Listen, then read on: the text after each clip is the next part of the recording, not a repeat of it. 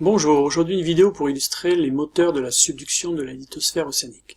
En première S, on vous a présenté donc la notion de lithosphère océanique. Il s'agit d'une couche composée de la croûte océanique de densité 2,9, de manteaux lithosphériques de densité 3,3. Cet ensemble de roches froides, rigides, cassantes forme ce qu'on appelle la lithosphère océanique qui repose sur le manteau asténosphérique de densité 3,25. La séparation, rappelez-vous, entre la lithosphère océanique et le manteau lithosphérique correspond à une séparation, une discontinuité thermique qu'on appelle l'isotherme 1300°C. Alors pourquoi la lithosphère océanique plonge en subduction dans le manteau lithosphérique? Il faut évidemment considérer les différences de densité. Ici j'ai représenté donc un morceau de lithosphère océanique de densité dl qui repose sur le manteau asténosphérique. Ici, je suis au niveau de la zone de divergence, le fonctionnement de la dorsale, et l'idée c'est que la lithosphère océanique va, via l'expansion océanique, s'éloigner progressivement de l'axe de la dorsale, va subir ce qu'on appelle un épaississement et une augmentation de sa densité. Et donc au bout d'un moment, ici vers 40-50 millions d'années, la densité de la lithosphère devient supérieure à la densité du manteau asténosphérique, il y a une rupture de l'équilibre isostatique, et du coup il y a une initiation de la subduction, c'est-à-dire que là concrètement la subduction peut démarrer et la lithosphère rentrer donc dans le manteau asténosphérique. Alors en réalité cette subduction n'est pas directe, elle est retardée par des contraintes mécaniques puisque la lithosphère océanique doit rentrer dans un matériau rigide qu'on appelle la péridotite du manteau asténosphérique. Malgré ce retard, on n'a jamais de lithosphère océanique plus vieille que 180 millions d'années à peu près, ce qui montre bien qu'elle a cette propriété de plonger en subduction. Donc vous, en terminale scientifique, il faut être capable d'expliquer l'origine de cet épaississement et de cette augmentation de densité qui conduit à la subduction. Alors on le vérifie ici sur ce graphique, on a ici la densité de la lithosphère en fonction de son âge, et on voit bien qu'une lithosphère océanique qui vieillit, voit sa densité augmenter. Et lorsqu'elle dépasse ici vers 50 millions d'années, elle atteint une densité de 3,26, et la densité de la lithosphère océanique devient supérieure à la densité du manteau asténosphérique sur lequel elle repose, et donc elle peut techniquement, mécaniquement, rentrer en subduction et couler dans la lithosphère, dans le manteau asténosphérique. Même si évidemment il y a un retard dont on a parlé. Alors vous, il va falloir expliquer l'origine de cette augmentation de la densité. Qu'est-ce qui fait que la lithosphère océanique voit sa densité croître avec son âge? Alors avant de parler de ça, on peut rappeler une distinction importante. Ici j'ai replacé les composants de la lithosphère océanique, et j'ai représenté ici le manteau asténosphérique. Et rappelez-vous, on en a parlé, la séparation en fait entre le manteau lithosphérique de densité 3,3 et le manteau asténosphérique de densité 3,25 est une discontinuité thermique. Ça correspond à l'isotherme 1300°C. Ce qui signifie que lorsqu'on est à une température inférieure à 1300 degrés, la péridotite a des propriétés cassantes et une densité 3,3. Par contre, si la température est supérieure à 1300 degrés, la péridotite devient ductile et une densité plus faible de 3,25.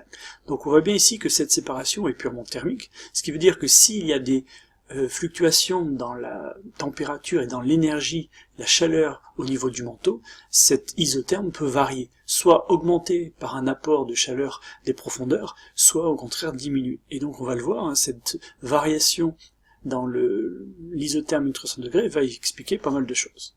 Alors, avant d'aller plus loin, regardons ici ce qu'on appelle le flux thermique en fonction de l'âge de la lithosphère, et on voit bien que quand la lithosphère océanique est jeune, elle libère un flux thermique élevé. Un flux, c'est-à-dire une quantité d'énergie par unité de surface. Au contraire, lorsqu'elle vieillit, on voit bien que ce flux diminue. Alors ça s'explique d'une manière assez simple.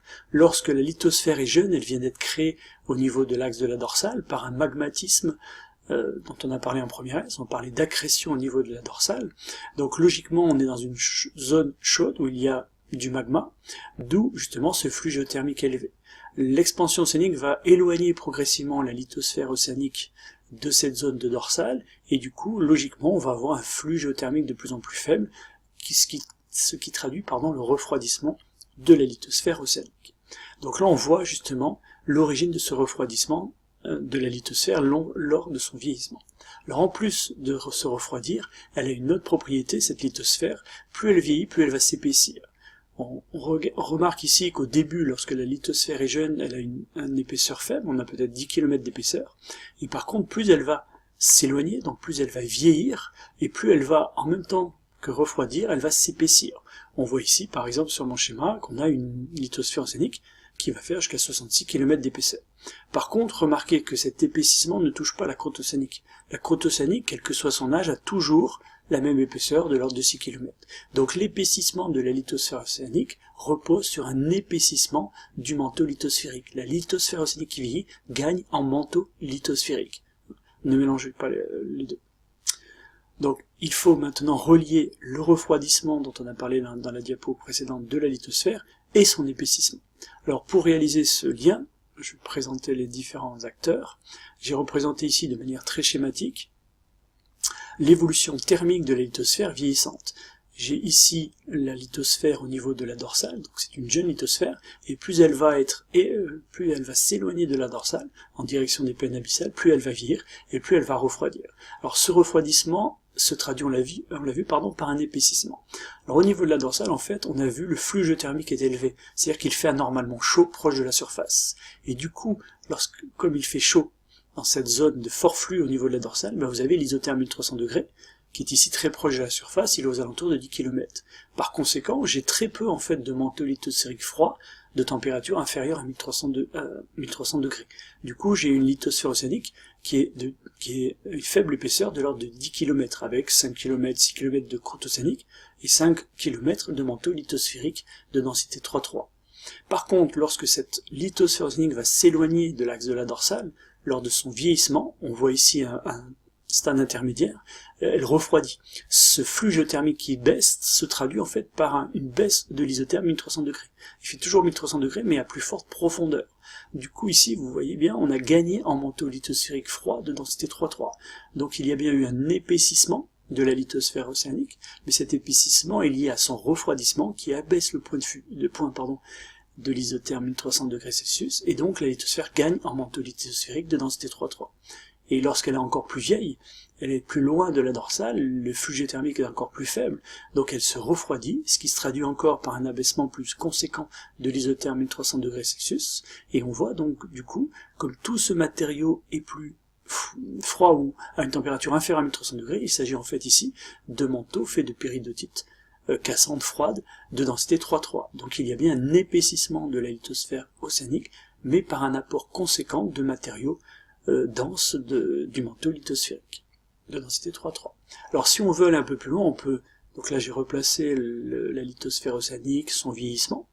Si on veut, on peut calculer la densité moyenne de la lithosphère océanique. Donc à ce point 1, si je veux évaluer la densité de cette lithosphère océanique, il faut que je considère 6 km de densité 2,9 et 6 km de croûte océanique de densité 2,9, et ici, comme on est assez proche de la dorsale et du fort flux géothermique, l'isotherme 1300 et le degré Celsius est relativement proche de la surface, ce qui fait que j'ai à peine 10 km en fait de manteau froid rigide, c'est-à-dire de manteau lithosphérique. Donc pour calculer la densité moyenne, j'ai 6 km, on disait, de densité 2,9 plus 10 km de densité 3,3. L'ensemble divisé par 16 me donne une densité de 3,15. Donc cette jeune lithosphère est en équilibre en fait isostatique sur le manteau asténosphérique, puisque sa densité moyenne est inférieure à la densité du manteau asténosphérique. Par contre, prenons ce deuxième point, lorsque la lithosphère vieillit et s'éloigne de la zone dorsale, on voit bien ici qu'il y a un refroidissement qui se traduit par un abaissement de l'isotherme 1300 degrés Celsius, donc il y a plus de matériaux froids de densité 3,3, donc mon calcul va prendre en compte cet aspect-là. J'ai toujours, ça n'évolue pas, 6 km de croûte océanique de densité 2,9, plus par contre 40 km de matériaux froids de densité 3,3. L'ensemble divisé par 46 me donne une densité qui est assez proche de la densité de la sténosphère, puisque je suis aux alentours de 3,25. Donc là, la lithosphère a atteint à peu près la même densité que le manteau sur lequel elle repose. Et enfin, dans ce troisième point, plus éloigné encore, pour une lithosphère de 40-50 millions d'années, qui est plus froide, l'isotherme, évidemment, se trouve plus en profondeur, l'isotherme 1300 degrés Celsius, ce qui fait que j'ai encore plus de matériaux froids de densité 3,3. Donc pour mon calcul, j'ai pris en compte les 6 km de densité 9 plus 60 km de densité 3,3, ce qui me donne une densité de 3,26. Et là on voit qu'il y a un déséquilibre, puisque ça y est, la densité moyenne de la lithosphère océanique est supérieure à la densité de la sténosphère. Donc là, l'initiation de la subduction est possible, puisque physiquement, la lithosphère est plus dense que la sténosphère sur lequel elle repose. Alors vous voyez bien que dans ma densité, je parle bien d'une densité moyenne. Il faut bien prendre en compte la densité de la croûte océanique et la densité du manteau lithosphérique. Ce n'est pas la densité de la croûte océanique qui augmente et qui devient plus dense que la densité de la sténosphère.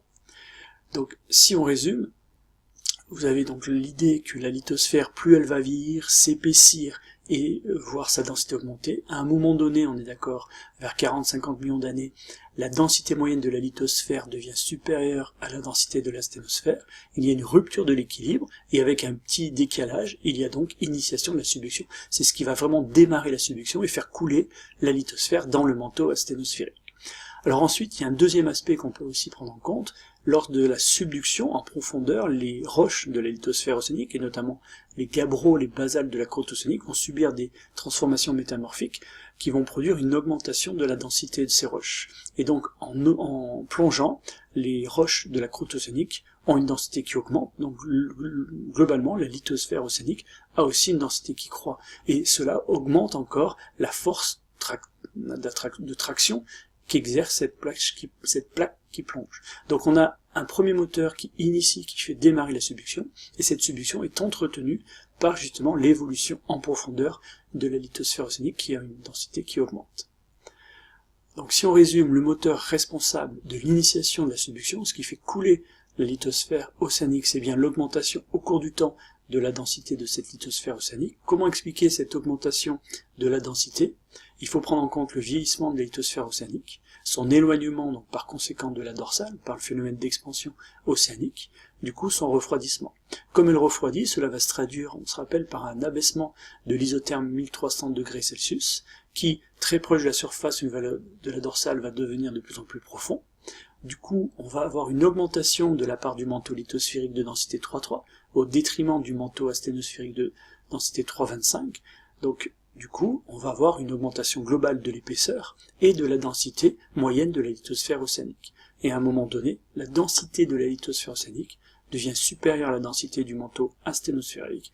Et du coup, il y a une initiation de la subduction. La subduction peut démarrer et entraîner la plaque lithosphérique en profondeur dans le manteau asténosphérique. On n'oublie pas aussi que lors de cette plongée, de cette subduction, il y a une augmentation de la densité de la croûte océanique parce que les roches qui la constituent subissent des transformations métamorphiques et qui augmentent leur densité. Du coup, on a une force de traction exercée par la plaque qui plonge, et en fait on peut considérer comme un deuxième moteur cette traction exercée par la plaque qui plonge et qui entretient en fait la subduction initiée par l'évolution de la densité.